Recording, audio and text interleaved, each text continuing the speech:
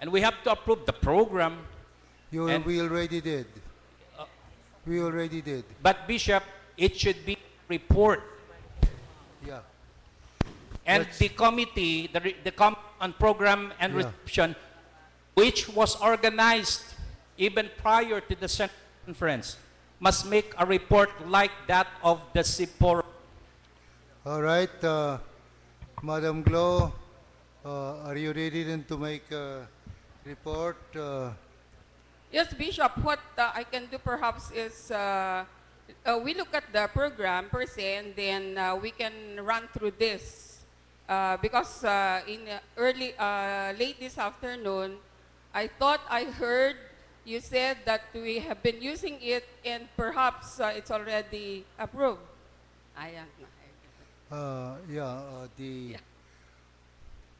Well, so what shall I do, Bishop? Well, you do whatever you need to do.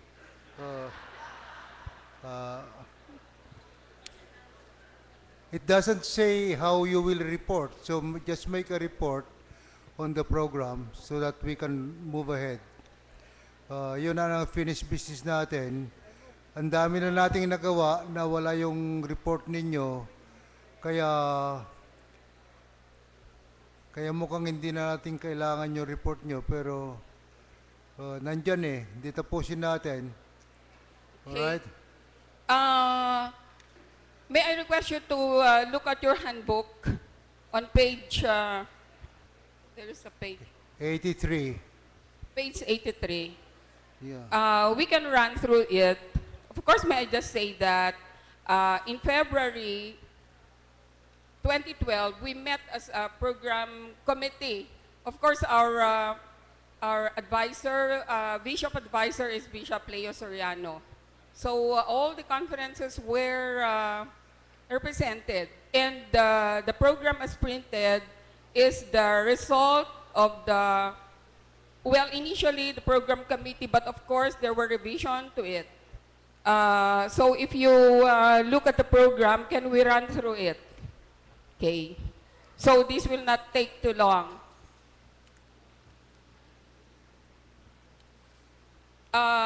Philippine Central Conference, 20th Regular Session, Bayambang United Methodist Church, December 12 to 16, 2012.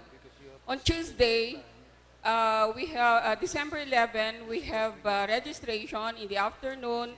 We have initial administrative committee meetings. And at 3 o'clock, we have orientation. In the evening, of course, we had very good presentation, very nice presentation by the host church, the Bayombong United Methodist Church. We had welcome address, Bishop Rodolfo Juan, as the bishop in charge of the Baguio Episcopal area gave his welcome address and messages by local officials like Mayor Bagasao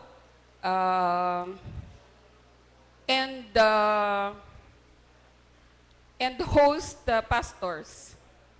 On Wednesday, December 12, of course, we had the celebration of the Holy Communion, and then our celebrant is Bishop Warner Brown, our preacher is Bishop Daniel Arichea, and our liturgist, our local host pastor, Pastor Eranya.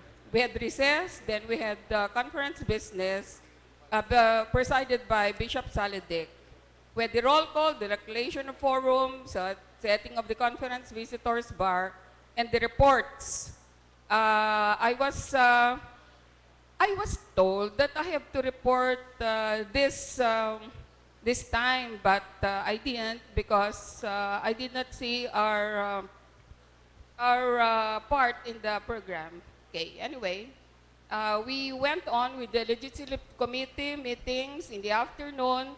Then we had the Episcopal address, and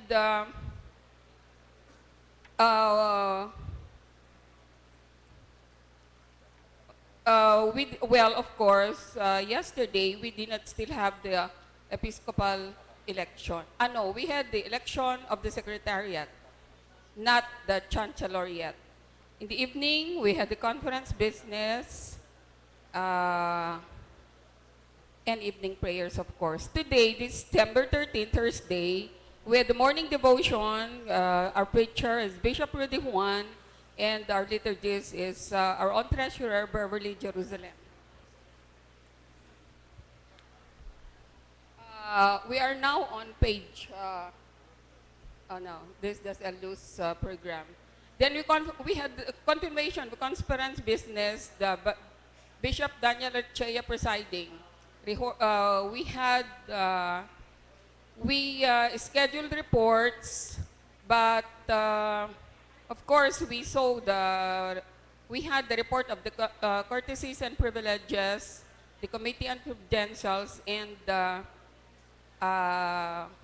I'm not sure if we had the report of the committee on journal.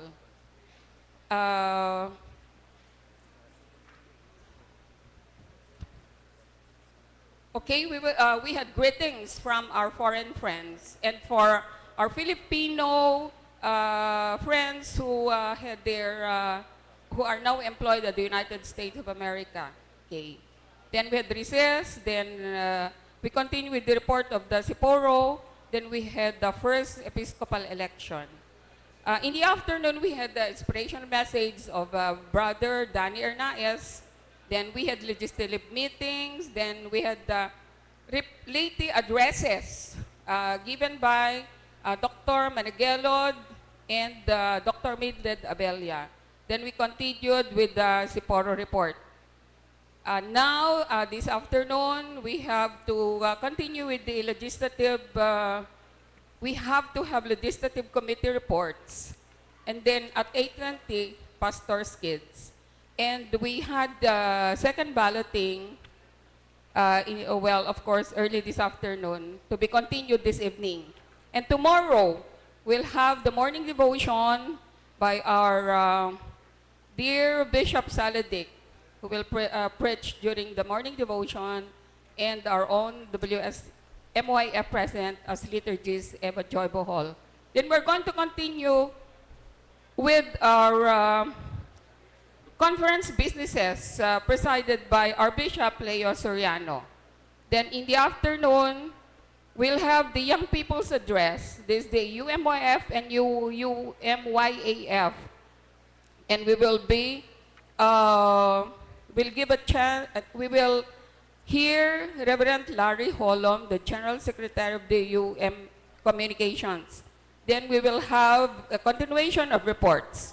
Then at 11:30, there will be an inspirational message, and we have invited Judge Jose Ramos to give us the inspirational message. We'll continue our business, but we also have to recognize Bishop. We're going to award a certificate of recognition to the BP Han Theological School. Then we'll continue with the legislative committee reports. I cannot see the place. There is, at letter E, we have a late election, but of course we will be guided by the developments of the conference, in the conference. Then we'll have conference business. Again, reports of the legislative committee, clergy mission evangelism, pensions. In the evening, we'll continue with the conference business, reports of the legislative committees, rituals and worship, and at 8:30, we're going to welcome our very own Arnel Depano, who has made a name already in music, Christian music, and he will be in concert. So let's remember 8:30 tomorrow evening. And Saturday, we'll have a morning devotion. Bishop Warner Brown will be our preacher, and I will be the liturgist. Then we're going to continue with our conference business. Bishop Juan will be the presiding officer. Then we'll continue with the reports of the Committee on Journal, Committee on Credentials, Committee on Courtesies again, and PCC Board of Trustees. We'll continue with the conference business, like reports of the CFA, PCC Treasurer, and Temporal Economy. In the afternoon, we'll do with unfinished business. In the evening, we'll do with unfinished business. And please take note, the unique choir of the Quezon City, PACE, will be in concert. Just want to tell you for commercial, this is my annual conference. Okay, December 16, a morning, we are going to have a Sunday worship service here at 8:30 in the morning. Our very own Bishop Emerito Nakpil will be the preacher. If I remember, delegates who are invited to nearby churches can go to the nearby churches. But if you are, if you don't have invitation, you can stay here. Okay. In the afternoon, we'll continue with the conference business, the unfinished business, and then in the afternoon, retirement service. Our preacher will be Bishop Salidic and Alvita Gis, Reverend Jonathan Rason. I'd like to tell that, of course, in between this reporting is the Episcopal election until we are able to elect 3 bishops. Okay. Then we are now in the afternoon of December 16. We'll have organizational meetings of the new quadrennial council boards, commissions, and committees. Then in the evening, we'll have supper, then conference business again, Episcopal, and we'll have the Episcopal consecration, and Bishop Warner Brown will be the preacher. Then at 9 o'clock, we'll have the final adjournment. And on Monday, of course, ito po ay compliments ng host church. This will have a free tour to the Banawe Rice Terraces. If you have not been there, please join the tour. Please be there, sabi. So, Bishop, this is the report of the program committee and reception. All right. Any questions there? You want to raise any questions? I also have some questions, but if you want to raise some questions about the program committee, do we need to accept this report or? All right. So, a motion to accept the report would be in order. Yes. Good evening, fellow delegates. I'm Herminio Santos Akdalan of Bulacan, Philippines, from Obando United Methodist Church, with a capital U. I move that the program read to us by our beloved Mrs. Dimalanta be accepted. All right. Now, let me, before you accept that report, let me ask you, those of you who are reading all of this much better than I am, where is the centennial plan in the program? Can you tell me so that we know? But that's one of the most important things that we need to do. Wala po dito, Bishop, but if you are going to tell us that we are going to come up with it, then we can make a report perhaps tomorrow afternoon. We need to schedule that really, because I am looking at this whole thing and the centennial plan is not in our agenda. Perhaps we were not advised. Unless I am misreading it. So can you as the program committee make sure that there is a place for this very important, how many pages is this? Several pages of very important work that defines our quadrennial program. Yeah. So yeah. In there.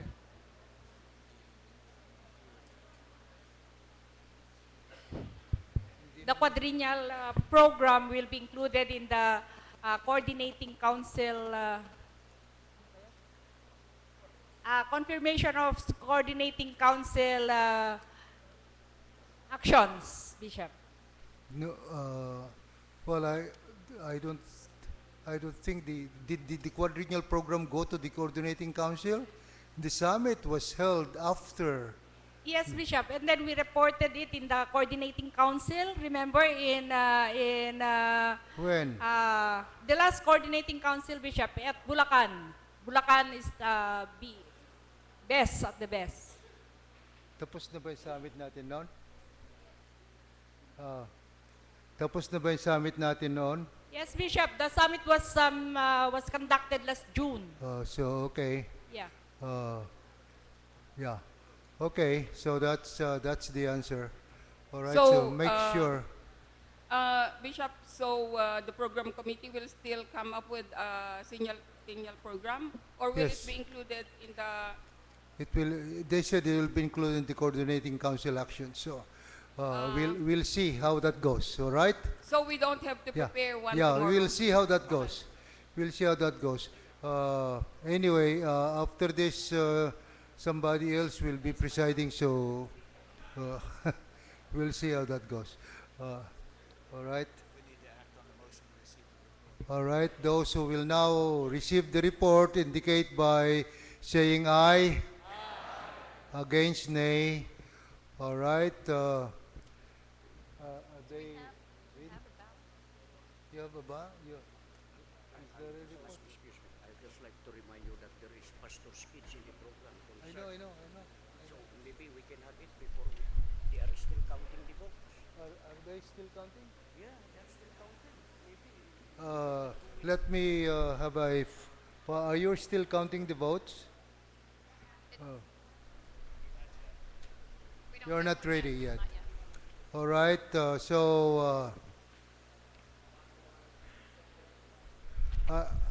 was hoping that the concert would be at the end of our session, which is most logical thing to do. And so, while waiting for that, let's go ahead and have the Legislative Committee on Christian Education. All right? We'll finish as much as we can because we only have 3 days left. Yeah. Just a minute. Yes. Wala kasi kayong papel eh. This is Ray Abdon of PAC Cavite. This is a parliamentary inquiry, Bishop. On the ground, on the matter that it seems that the CIPOR has not yet finished its report. And I think it's in the first Yes. part of the program. And there are so many items that the CIPOR has to report, including the rules of order, that we have not yet approved. Now, the Legislative Committee will report without even having the CIPOR finish the report, and for the body, for the plenary to approve, for example, the rules of order. Let's say, I mean, we have to finish the report of CIPORO. You think we'll have a problem accepting this, considering this report before the SIPORO is over? I don't think so, Bishop, because there's no conflict. But I'm the problem is, I'm simply reminding you that in previous central conferences, we dealt with the SIPORO all our conference, and we didn't do any other business.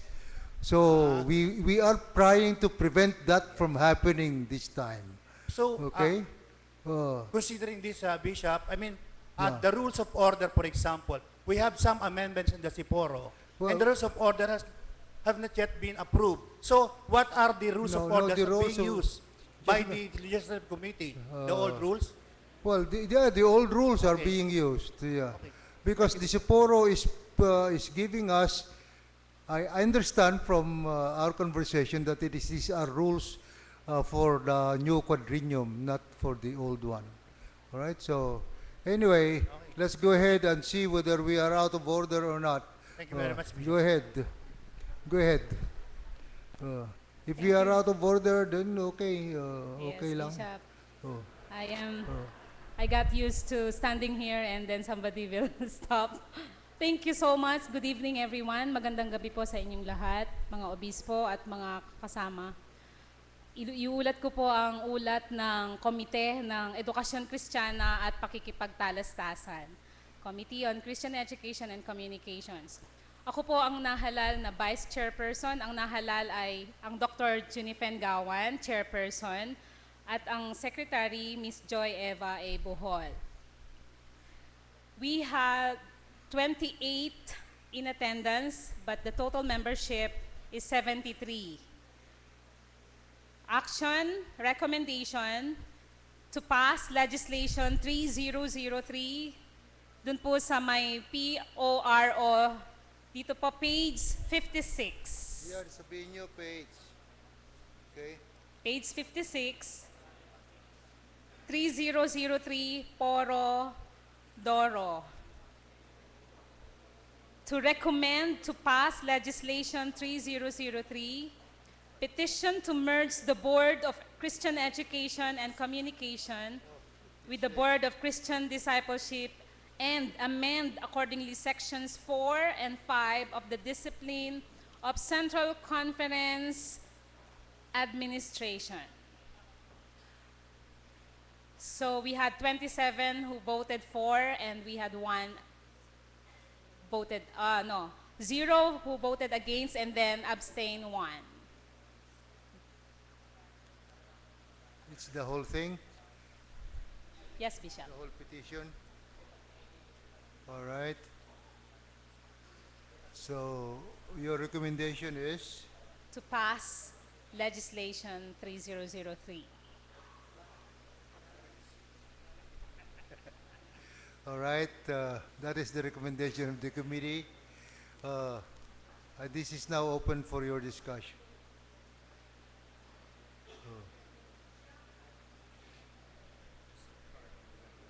Where is that? Where? Left Ah, yeah, side there. with the red Okay. card. Miss- Yeah, right, the red card. Okay.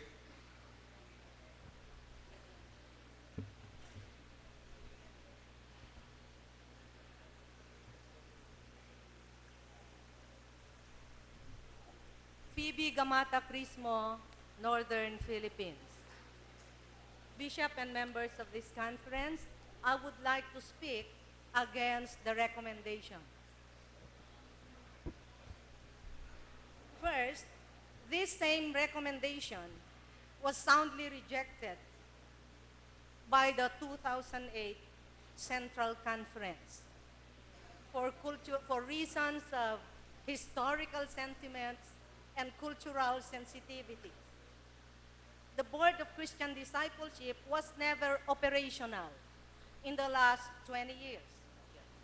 So why should we now merge the two and make the Board of Christian Education and Communications, which has operated and served this Central Conference for more than 50 years, and make it simply a unit or division of the Board of Christian Discipleship that has not been operational? The rationale provided in the proposal are on page 58 of the legislative agenda.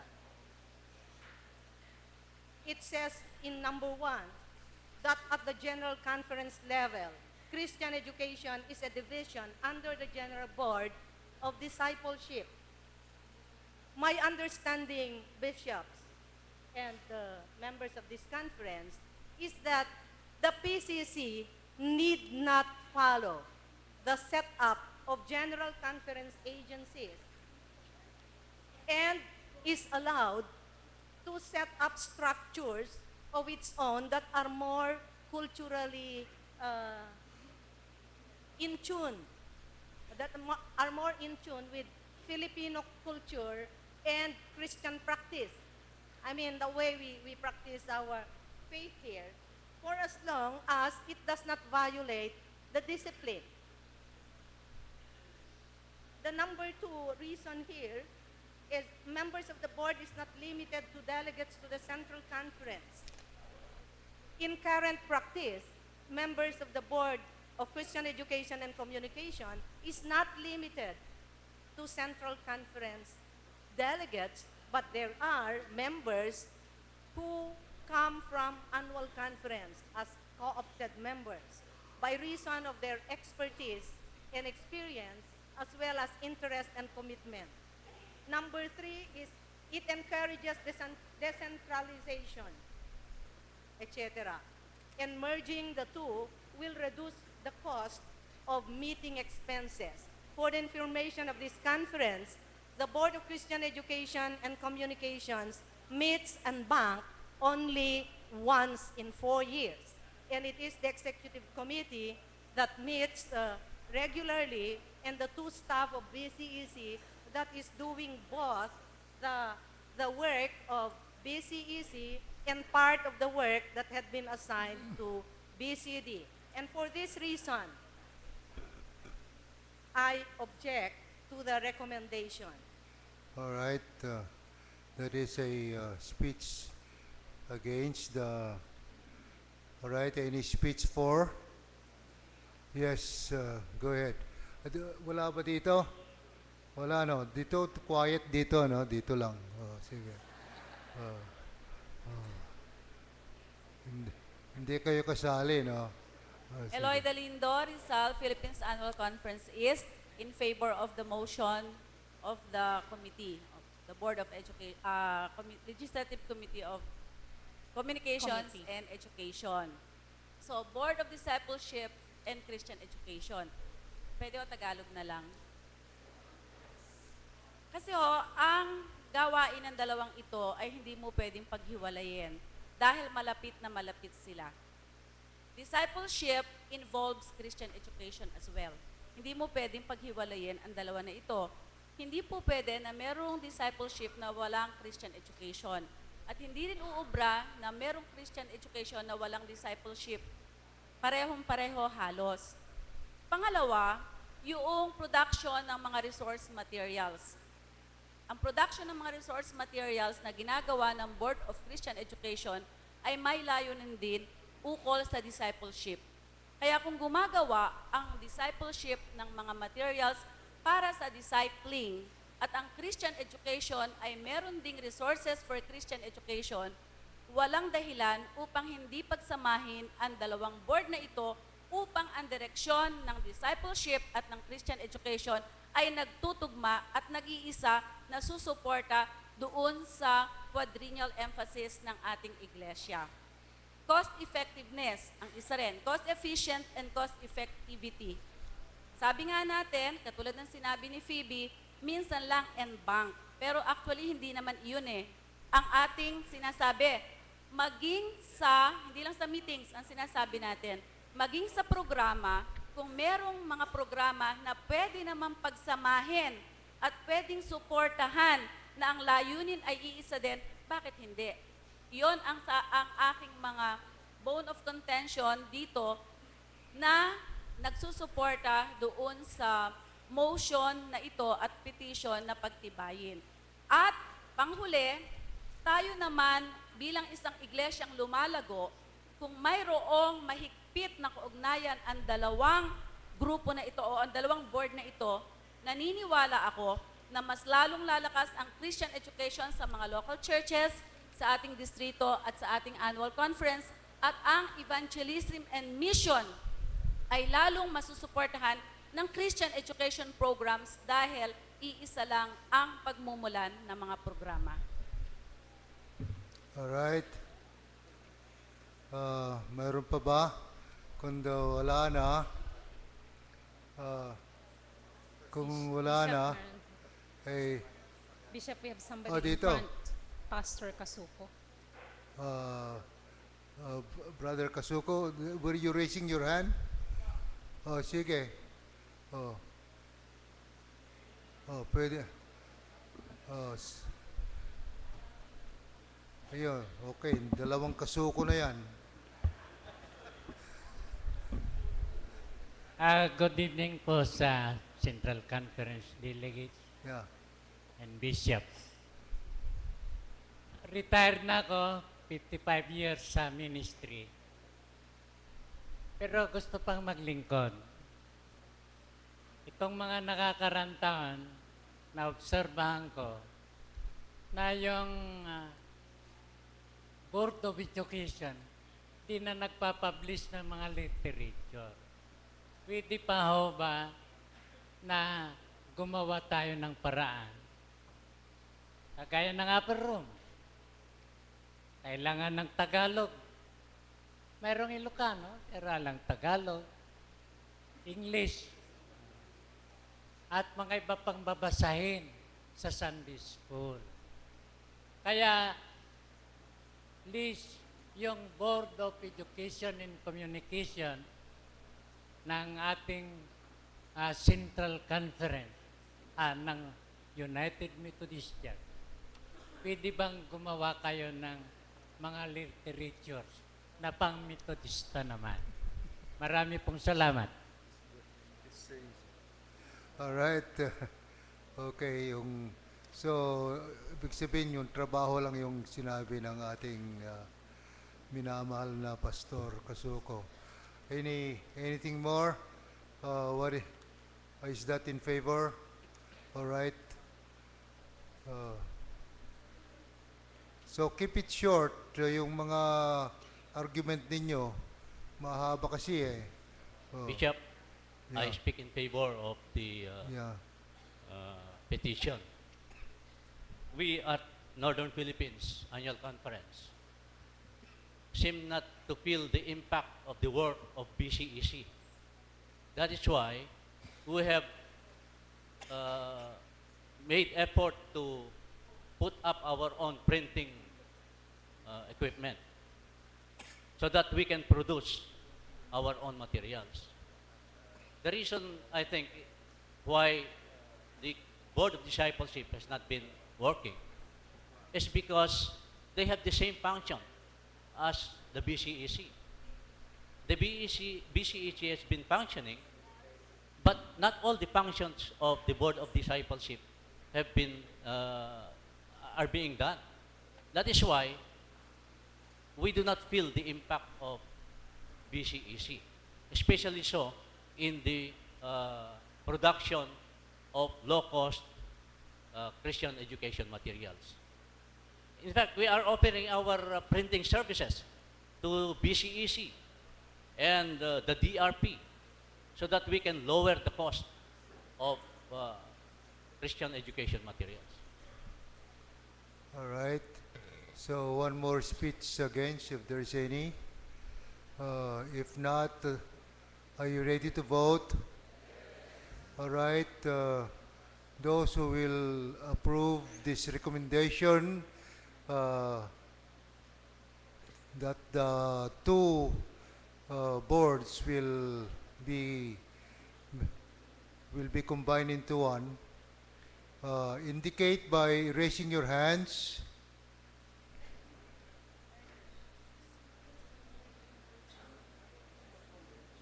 All right, down. Those who are against, do the same. All right, very clearly, the majority of you approve the recommendation. So, okay. Last, Bishop. Yeah, go ahead. Yeah, I would like to mention that because of its the nature of its work, Christian education and Christian discipleship, the result of the quadrennial plan was presented to them. And all of those who attended the organizational meeting are looking forward that that quadrennial plan will be presented very soon to this August body. Thank you, Bishop. All right. Okay, thank you very much. Ano yung kalukuhan na yon? Meron palang retrato dun, ano?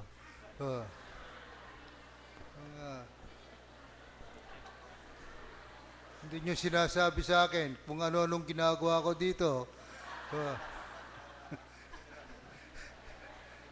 Ngayon, dapat, dapat maganda yung tayo ko. Alright, go. Mayroon pang isang report eh. Yes, Bishop, sandali lang po, Bishop. Yung pong copy ng report ay isa lang na binigay sa amin kanina. Kaya wala po kaming copy ngayon kung hindi babalik dito yung copy. Oh, bahala na kayo dyan. Kung, wag nyo lang sabihin sa akin. Alright. Ikaw, sige. Bishop, since we have approved the recommendation, I would like to know how the amendments to sections 4 and 5 of the Discipline of Central Conference Administration will look like. I think, Bishop, because these are rather long, we might need a small committee to work on it and report back to the conference. Editorial na lang yon. Editorial yon kasi kung approved na, may... Of course, it involves functions. Yeah, all right. We'll see to it. Okay, there's a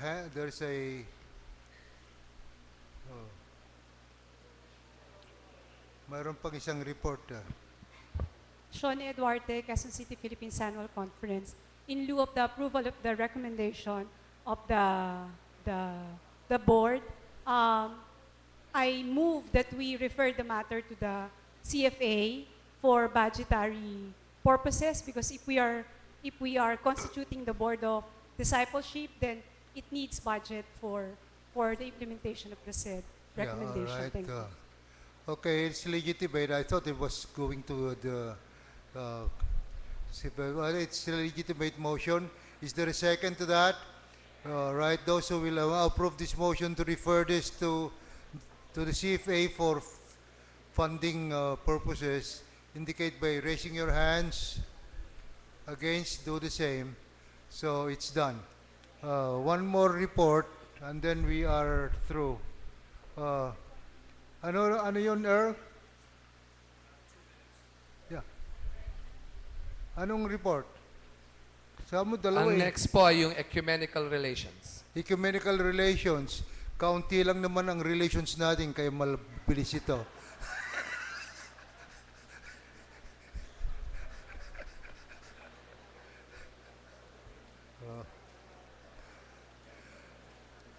Okay.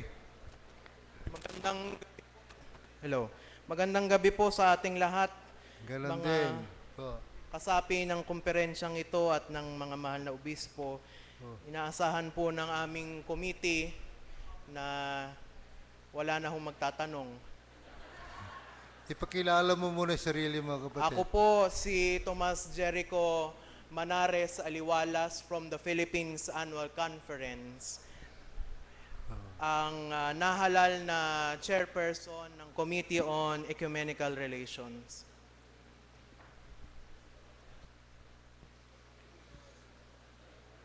Ayun, nawala na yung report niya. Sige po. Kami po ay 66 in total ayon sa ating handbook. Ngunit ang dumalo lamang sa aming pagpupulong na ginanap kahapon ay 24. So, napakalaki po ng diferensya. Bilang wala naman pong na-refer na petisyon, napatayan po yata ako ng Sabi ko na nga eh. Yeah. Bilang wala naman pong ni-refer na petisyon sa aming committee, ay nag-come up po kami ng isang recommendation. At ito po iyon, babasahin ko po sa inyo. Sige. Based on the action of the Philippine Central Conference in 2004, and you may also refer on COCO Action 9.025 on page 12 of the legislation kit. We request the College of Bishops to update the church on how the previous action was implemented. Further, that the College of Bishops to continue to explore instances of mission cooperation with Methodist and Wesleyan churches in the Philippines. All right. Ito po ay isang recommendation, reiteration of a reiteration. Yeah, okay. All right, you understand. Nag-action na yung 2004, wala nangyari. Kaya mag-action ulit tayo, wala na naman mangyari. So, 2016, mag-action ulit tayo. Hindi, may mangyayari na ngayon. Alright, so any comment on this? Kung wala, clear na clear. Those who will approve this recommendation, indicate by raising your hands. Against, do the same.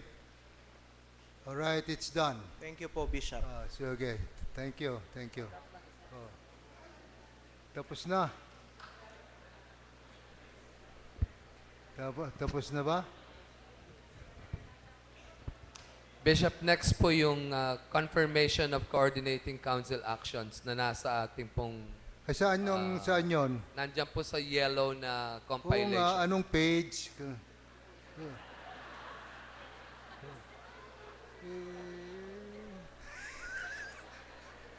Siyempre, paminsan-minsan nagko-command ang obispo. Page 10 po. Page 10. Palipasin niyo po yung dalawang naunang titles dahil iba po yung paging nito eh. Alright. Page 10 up to 38 po. page 10 up to 38 po. 38. Okay, how do you want to do this?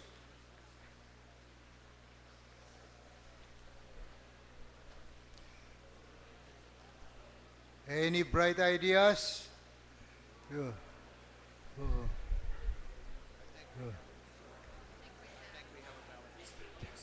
Just a minute.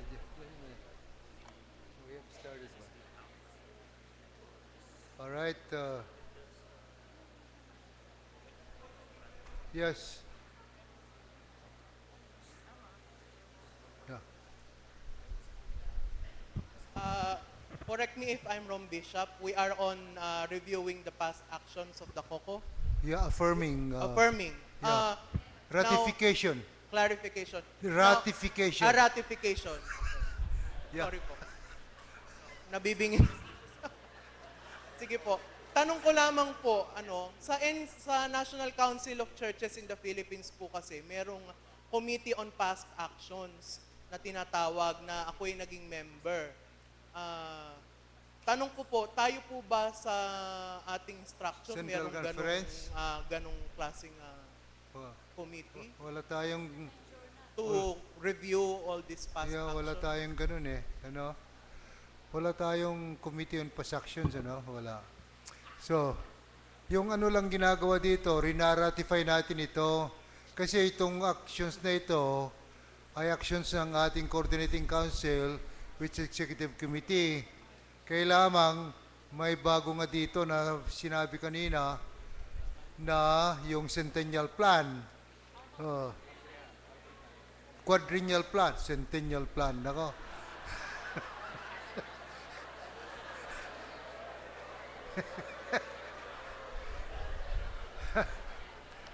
Wala na tayo doon. All right, Judge Torgano, will you give us some helpful hint on how to proceed?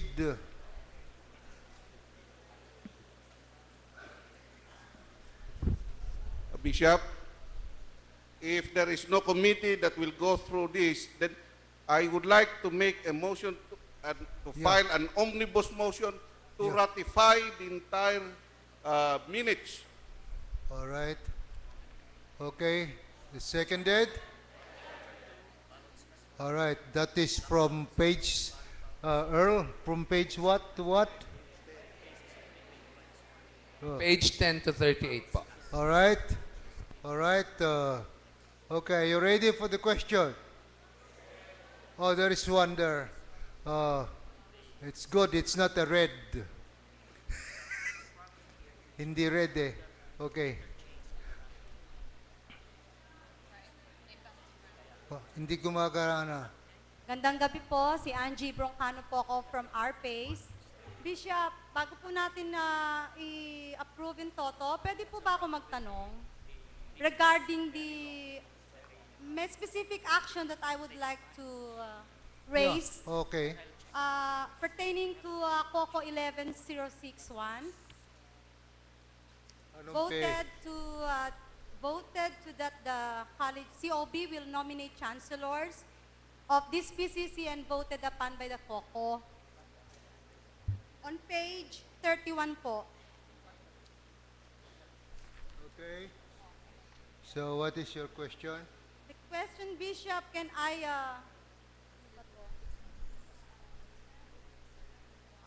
do not know, Bishop, what is the right term. Yun. Do we need to confirm this? Because I have a separate question pertaining to this action. Yeah, anong question? I move, Bishop, that this particular action, can I make a motion ko po, Bishop, that the Central Conference will nominate from the floor Chancellor for the Philippine Central Conference. No. Just a minute.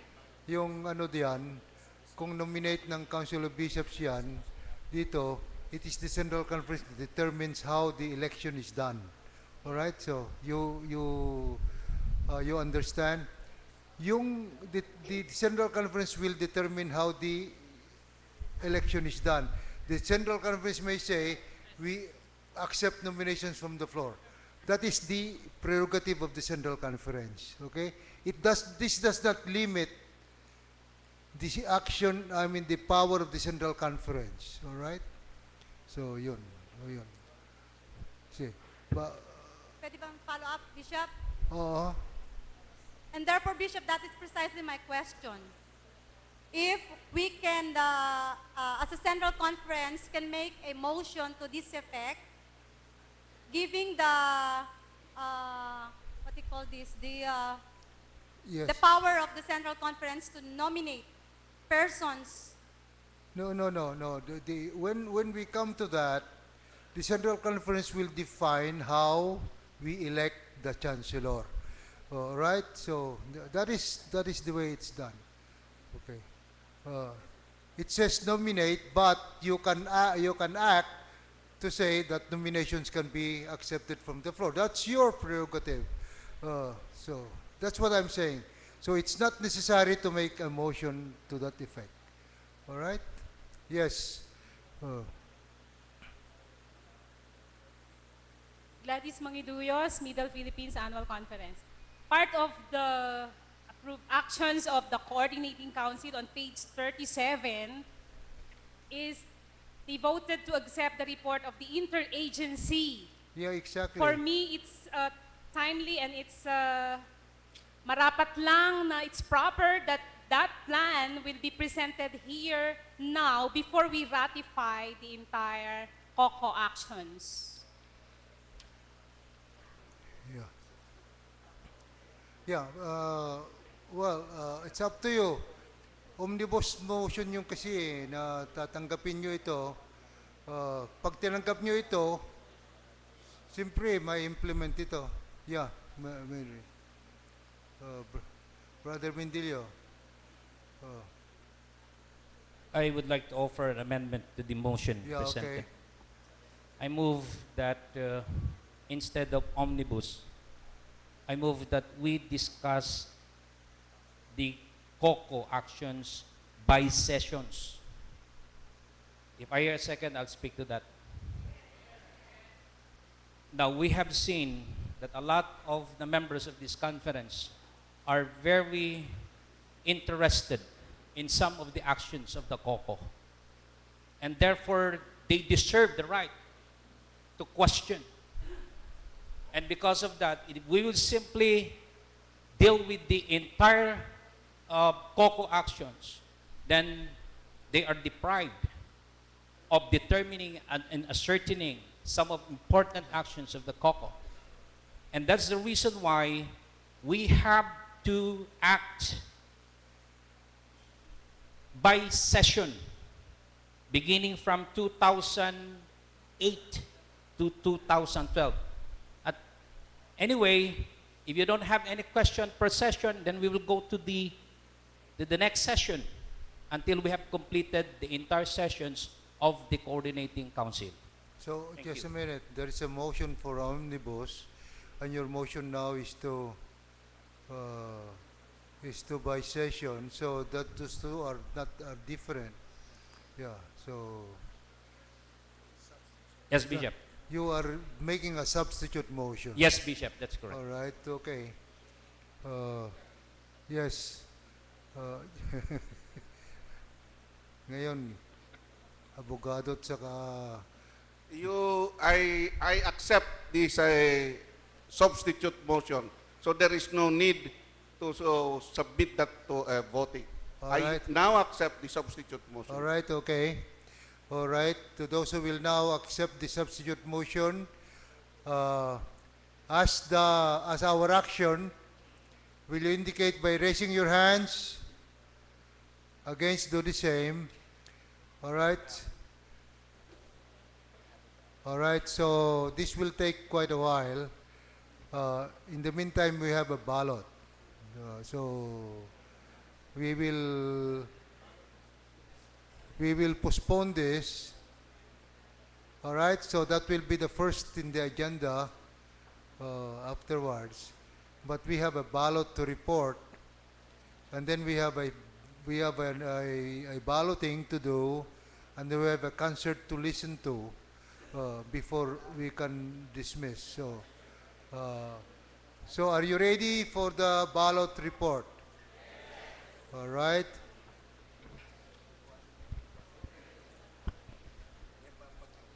Okay, this is ballot number 2. 481 ballots were cast, 0 blank ballots, 6 invalid ballots. They were all because there was only a last name, right? And you need to put both names for the person that you're voting for, or your vote, your whole ballot's invalid.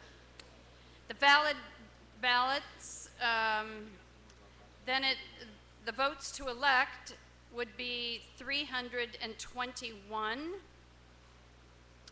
and there is no election. And once again, I will ask Bishop Herachia to read the names. I have to explain just a little something to him first. Yeah. They're not in order according to the numbers. They're in order on this list, and only read the ones down here that have the numbers by them. Okay? All right. The numbers are not in order, right? Necessarily. So if you are marking, make sure you mark them properly, because I cannot go like this. All right. Here are the numbers. Rodolfo Juan, 299. Joey Umali, 212. Helen Cunanan, 164. Siriaco Francisco, 154. Pete Torrio, 126. Menry Mendilio, 82. Manuel Chuco, 73. Robert Ladia, 49. Marisol Villalon, 46. Noel Guzman, 22.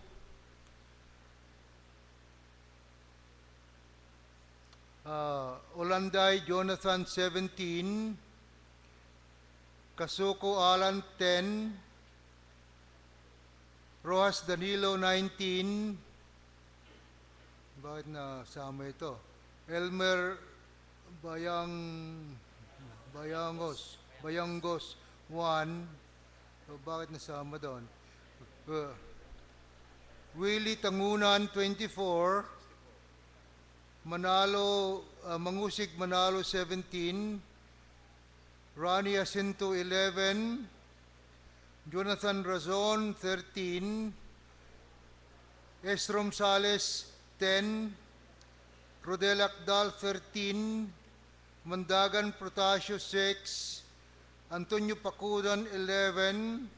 Tabilisma Nathaniel, 7. Leandro Marcos, 1. David Pascua, 4. John Taliwagan, 1. Guzman Hector, 3. Agtarap Biner, 3. Noel Eranya, 4. Daroy Josue, 2. Beng Beng Jewel, 2. Bautista Elizabeth, none, 0. All right? And the following receive 1 vote each. Okay? Robin Estrella, Virgilio Olonan, David Cosmiano, all of this? No, only this one with the... Rocky Henry, Hubert Rigor, Elmer Luna, Mercy Rivera, Lord, Arnold Estrella, Marcos Jonathan, Abraham Colorado, Manalo Season, Domingo Joel,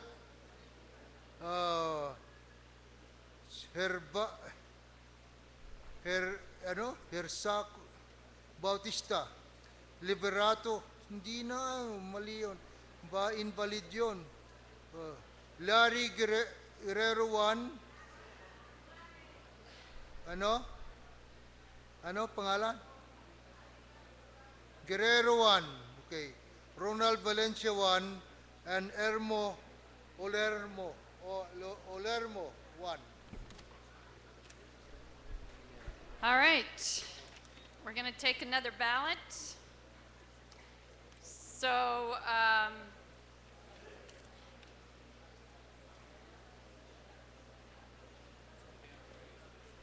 yes, over here.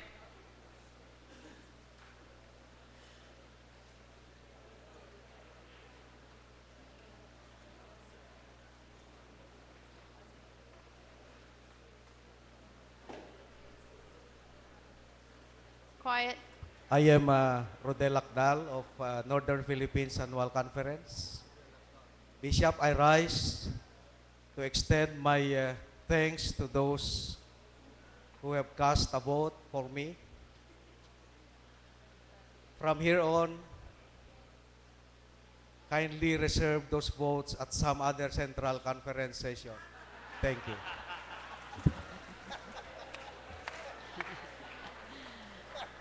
Yes, here.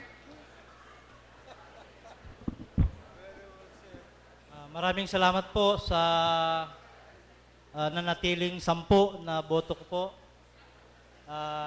Ibigay ho natin sa mga nakakataas na ho yung ating pong boto. Alan Kasuko po. My name is Alan Kasuko from Philippines Annual Conference. All right, back here and then up here. Back there. I'm Danilo Rojas from Bulacan Philippine Annual Conference. I really appreciate those people who trusted me. Please don't write my name anymore. Thank you very much. All right. Up here.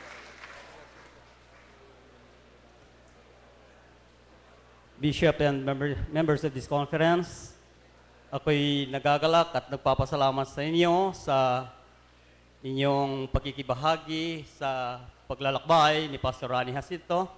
I would like to thank at withdraw ko yung aking pangalan and give it to the person who are deserving to be elected. Okay. Over here.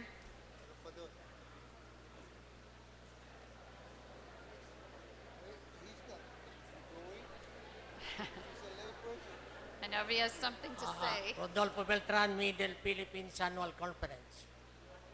Pwede po bang makahiling kami sa mga obispo bilang malaman ng madla na ilagay sa screen pagkatapos na mabasa para malaman natin kung sino ang dapat tumayo at para mabilis na yung eleksyon nito. Pangalawa, hindi po ako nagwi-withdraw, hindi po ako kandidato.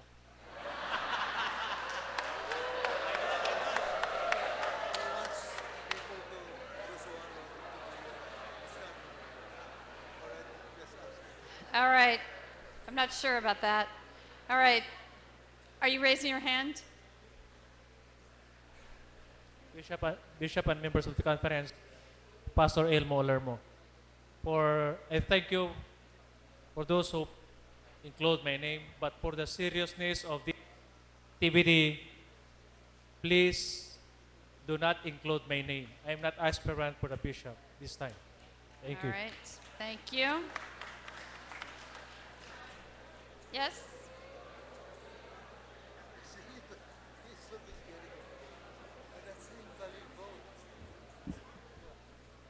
Bishop, I have never been in the running. My question is, in the previous ballot, it was already declared that I am not eligible to be voted because I am deacon. Why is this ballot recorded me still? And if my name is not valid, then why was that vote validated by the tellers? That ballot where my name was included should have been invalidated because it affects the votes valid cast. You already knew it prior that my name should not be there, and you still reported that there was one vote that should have been invalidated.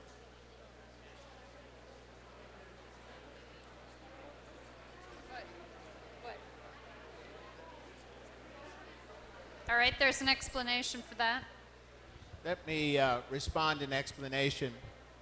Your name, as we believe it is listed correctly, received no votes. There is another name that may be an eligible elder. We have no way of not knowing that this is a person that is an elder eligible in the church. It may also have been someone that wrote a name similar to yours by mistake. In light of the concern that was raised during the previous discussion, we erred in the direction of any name that showed a first and last name that could be clearly identified as a person so that there wouldn't be confusion, was listed so as not to invalidate the entire ballot and the other two names that were clearly a part of this running. Okay, and I don't need this one. Okay, good. All right, then I think we're ready to take our third ballot. Yes? So if we could have the heads of the delegation stand and count your people, and the tellers take their positions.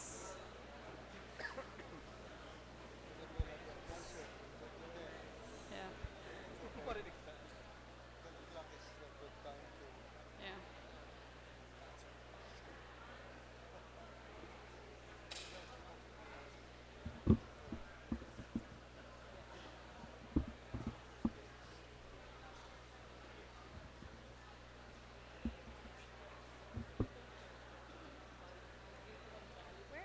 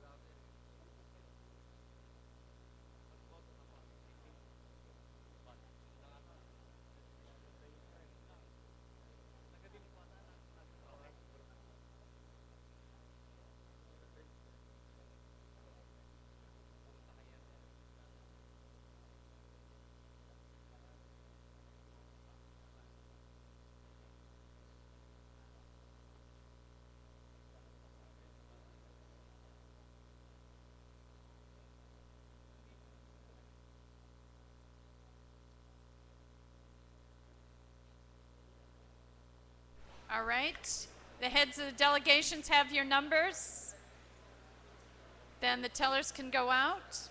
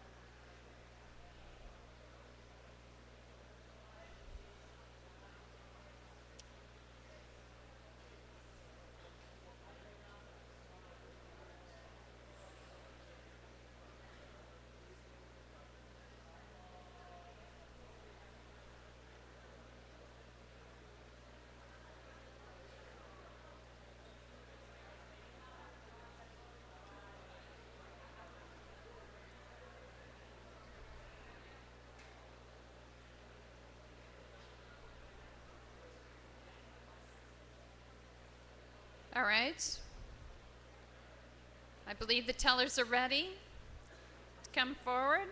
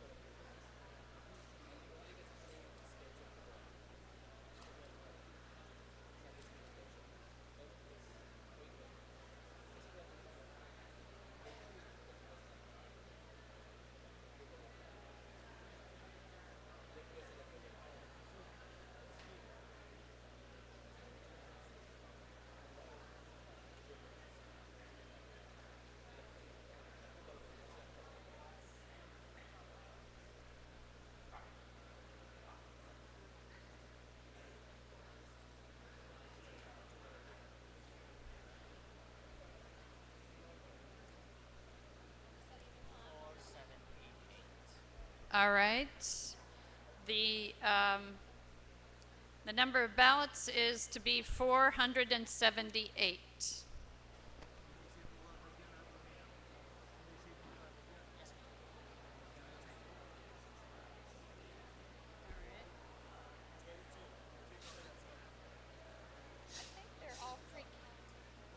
These are all pre-counted.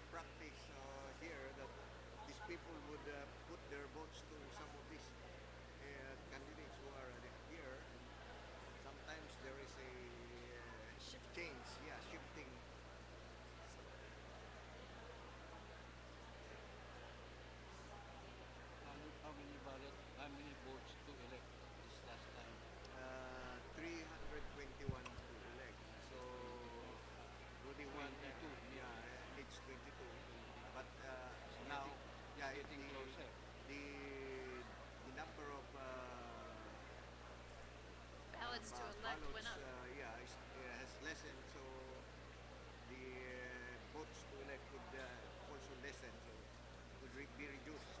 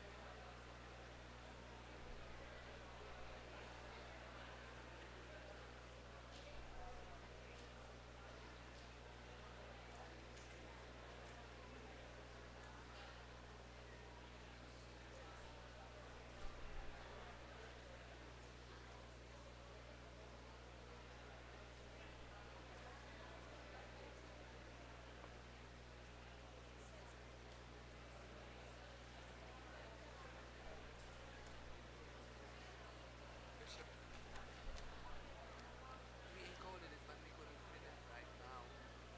We might be needing you to look at it before the committee on journal looks at it. It's the entire day, it's the entire set of actions yesterday.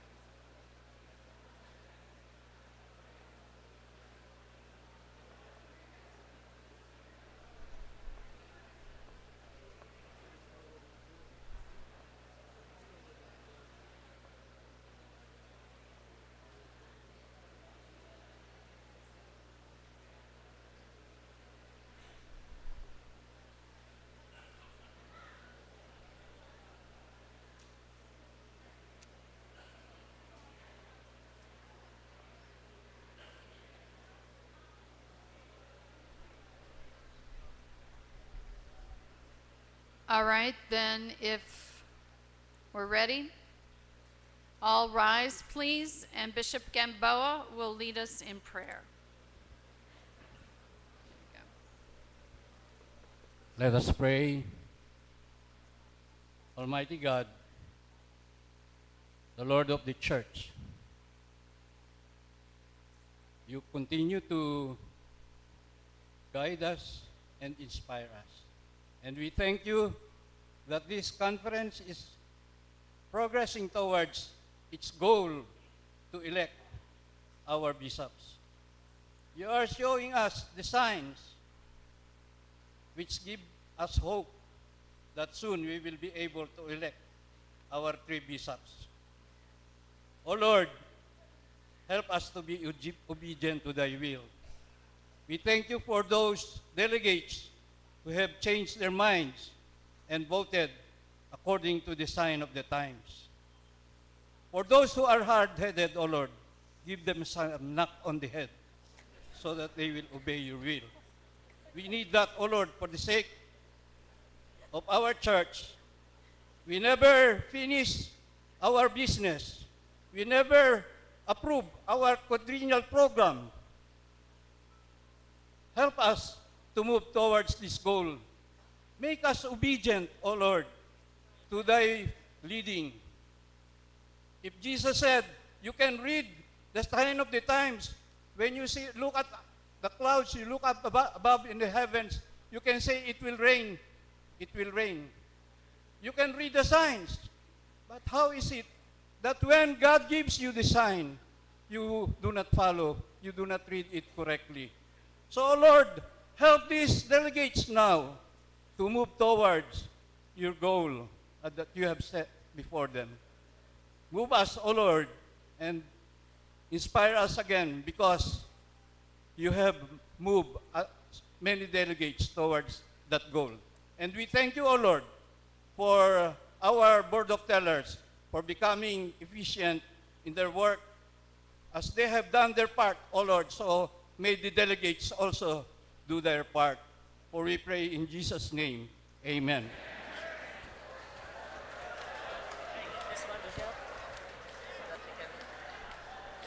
All right. That was a prayer.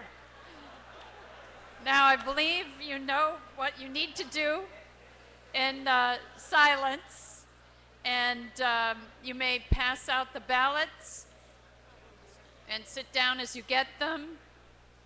Stand back up when you've done, and the tellers will pick them up. That was a great prayer.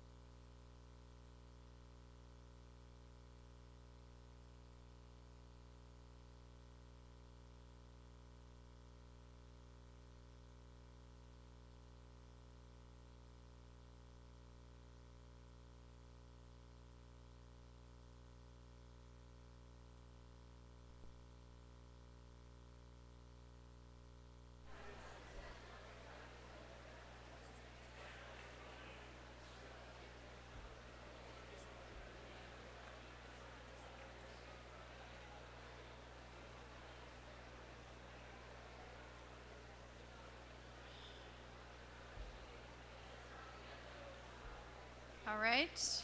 Do we have all the tellers back in place? Nobody else should be standing, really? Are you set? Then you can bring the ballots up.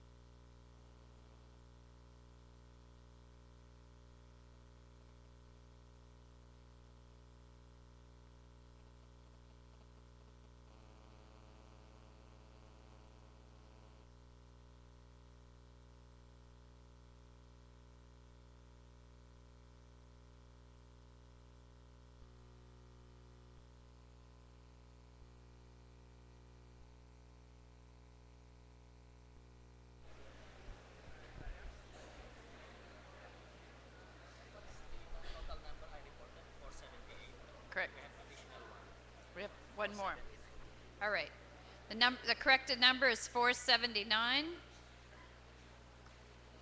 And the election, the balloting is closed for this ballot.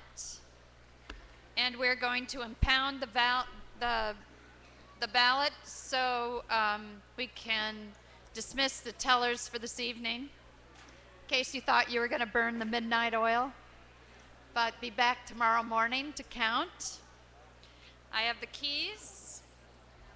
Bishop Brown has the boxes. And we will impound. All right, we're moving on. All right, thank you. Let's give a hand again to the tellers and to Bishops Brown and Dick for their invaluable help. And now I beg your indulgence because now we will be treated with a concert from the PKs. You know what PK means? They are called the preacher's kids, but they are also known as space kids.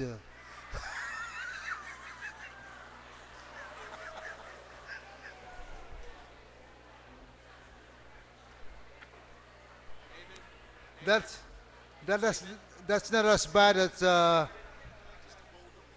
as my children. My children introduce themselves as SOBs. SOBs, sons of bishop. You know?